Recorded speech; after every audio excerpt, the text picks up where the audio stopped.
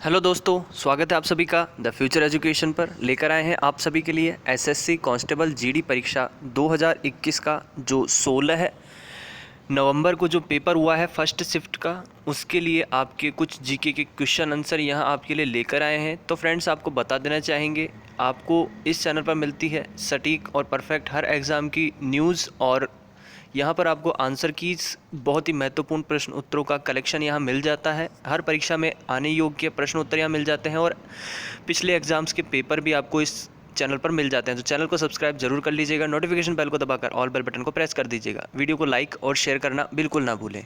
तो चलिए हम शुरू करते हैं अपने वीडियो को।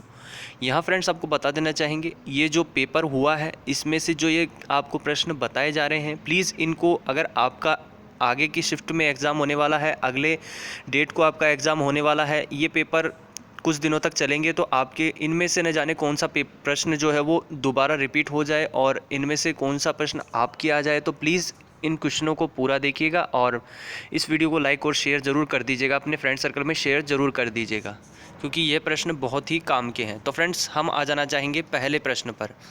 पहला प्रश्न यहाँ पर दिया हुआ है। जो पहला प्रश्न है वो है हमारा, विटामिन ई का रासायनिक नाम क्या है। विटामिन ई का जो रासायनिक नाम है दोस्तों वो है टोकोफेरोल। विटामिन ई को हम जो रासायनिक रूप में जानते हैं वो नाम आपको मैं यहाँ बता देता हूँ, वो नाम हो जाएगा आपके टोकोफेरोल।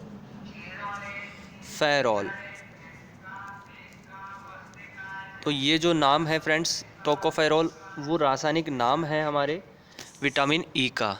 तो चलिए हम अगले प्रश्न पर आ जाते हैं। दूसरा हमारा क्वेश्चन है यहाँ पर, भारत के वर्तमान मुख्य न्यायाधीश कौन है। भारत के वर्तमान मुख्य न्यायाधीश जो हैं वो हैं एन.वी. रमन। ठीक है दोस्तों, एन.वी. रमन जो है वो हमारे वर्तमान मुख्य न्यायाधीश हैं हमारे सर्वोच्च न्यायालय के। यहाँ सर्वोच्च न्यायालय के मुख्य न्यायाधीश हैं श्रीमान एन.वी. रमन। अगला जो प्रश्न है वो है हमारा, संघ सूची में कितने विषय हैं। संघ सूची में जो टोटल जो विषय हैं वो हैं हमारे 100। ठीक है फ्रेंड्स, टोटल इसमें जो विषय हैं वो है 100 विषय। ठीक है, 100 सब्जेक्ट्स, यानी कि 100 विषय हैं इसमें। चलिए अगले प्रश्न पर आ जाते हैं। भूटान की राजधानी क्या है। आपसे पूछा गया था भूटान की राजधानी क्या है, तो इसका जो सही उत्तर है वो मैं आपको यहाँ बता देता हूँ। इसका सही उत्तर हो जाएगा थिम्फू। ठीक है दोस्तों, इसकी जो भूटान की राजधानी है वो है थिम्फू। थिम्फू भूटान की राजधानी है। तो चलिए हम अगले प्रश्न पर आ जाते हैं। अगला प्रश्न है हमारा, भारत की सबसे ऊंची चोटी कौन सी है। तो आपको बता देना चाहेंगे, जो भारत की सबसे ऊंची चोटी है उसका नाम है K2, जिसे कि हम गॉडविन ऑस्टिन के नाम से भी जानते हैं। ये भारत की सबसे ऊंची चोटी है। चलिए अगले प्रश्न पर आ जाते हैं। बंधन एक्सप्रेस के माध्यम से कौन से देश जुड़े हुए हैं। तो यहाँ पर बंधन एक्सप्रेस जो है वो किन देशों में चलती है, किन दो देशों को जोड़ती है ये कहा गया है। तो ये जो जोड़ती है दोस्तों, वो जोड़ती है भारत को बांग्लादेश से। ठीक है, भारत और बांग्लादेश। तो ये जो चलती है वो चलती है भारत से बांग्लादेश के बीच में। आपको और मैं जानकारी दे देना चाहूँगा, डिटेल में बता देना चाहूँगा। भारत के कोलकाता से चलती है ये, पश्चिम बंगाल जो राज्य है उसके कोलकाता से चलकर ये जाती है, हमारे जो भारत है उससे निकलती है और जा कर के बांग्लादेश के खुलना गांव सिटी तक चली जाती है। खुलना सिटी तक ये जाती है बांग्लादेश के। चलिए अगले प्रश्न पर आ जाते हैं हम। अगला जो प्रश्न है दोस्तों ये है हमारा, नाबार्ड की स्थापना कब की गई। ठीक है, नाबार्ड की जो स्थापना की गई थी उसकी डेट मैं आपको यहाँ बता देता हूँ। नाबार्ड की स्थापना की गई थी 12 जुलाई, और जो सन रहा था वो आपके रहा था 1982। ठीक है दोस्तों, तो नाबार्ड की जो स्थापना की गई थी वो 12 जुलाई 1982 को की गई थी। चलिए अगले प्रश्न पर आ जाते हैं हम। अगला प्रश्न है, अमरावती टाइगर रिजर्व कहाँ है। अमरावती टाइगर रिजर्व, ठीक है, तो मैं आपको बता देना चाहूँगा दोस्तों, ये जो है वो मेलघाट टाइगर रिजर्व है। इसे मेलघाट टाइगर रिजर्व कहते हैं। तो मेलघाट टाइगर रिजर्व जो है वो हम अमरावती महाराष्ट्र में पाया जाता है। अमरावती महाराष्ट्र में। तो इसका जो सही उत्तर हो जाएगा वो हो जाएगा महाराष्ट्र।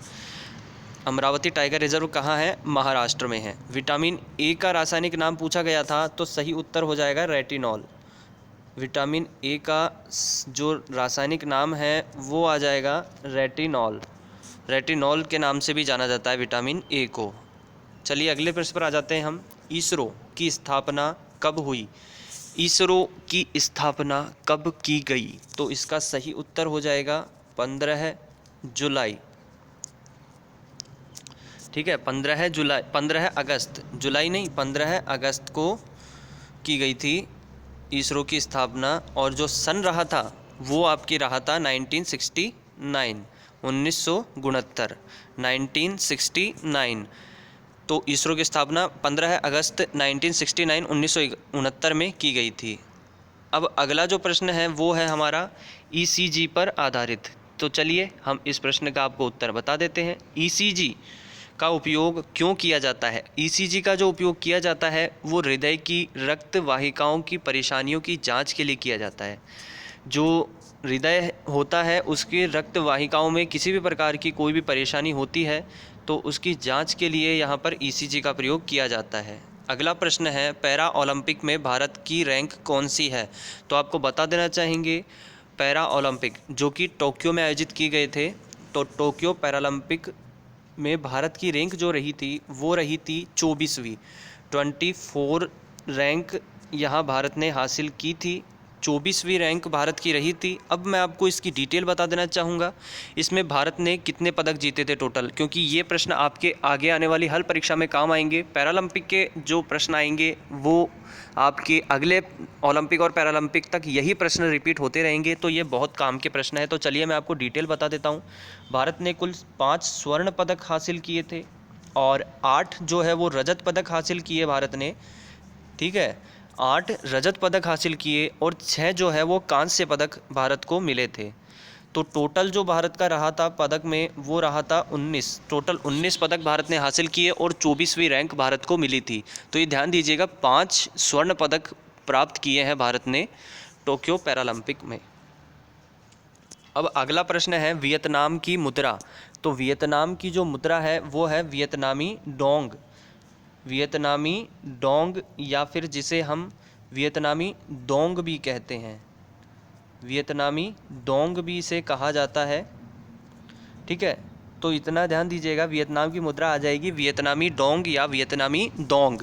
तो फ्रेंड्स ये मैंने आपको एसएससी कांस्टेबल जीडी का जो पेपर हुआ है 16 जो नवंबर को, इसकी फर्स्ट शिफ्ट के आपके कुछ प्रश्न थे, मैंने आपको इनके उत्तर बताए हैं। तो आई होप आपको वीडियो अच्छा लगा होगा। लाइक कर दीजिए, शेयर कर दीजिए। अगले वीडियो में जल्दी ही मिलते हैं।